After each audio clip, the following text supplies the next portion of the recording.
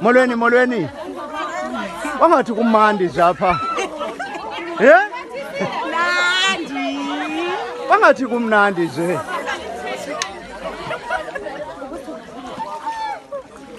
Imake ndibuza baba wakhe abamnyama. Anginayo kwa 10 rand. Hlekazi. Kunjani futhi?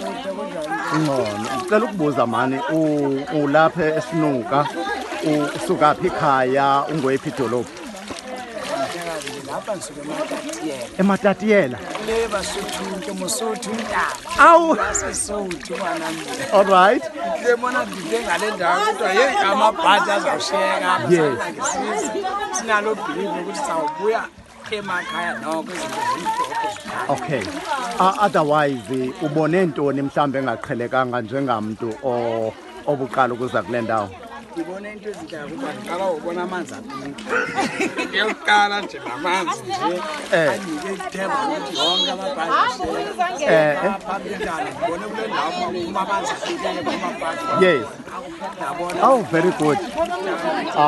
Enkosi bhuti siyabulela.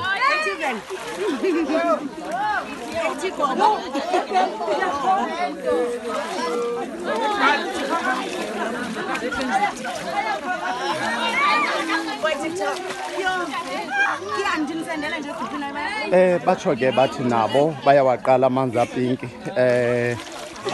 Ingumangaliso ke into yalapha ngoba amanzi ayengekho pinki pha before.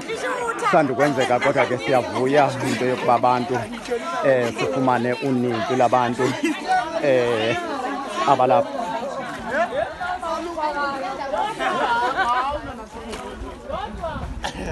Molo mama. Kunjani?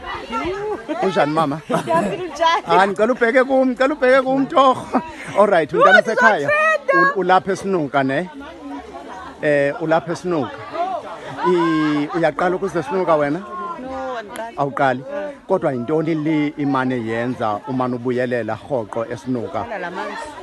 Enzani mhlambi lamanzi? Bandiqubhe kuwo. Oh, atsho atshintshe intoni okanye asuse intoni emzimbeni ndenzela into yoba umuntu ongayaziyo umntana sekhaya akwazi ukuyiva njengokuyithetha. Asuse umgqwalisi igqwaro. Simnyama. All right, unguwaphi ekhaya? Apha. The Port St Johns.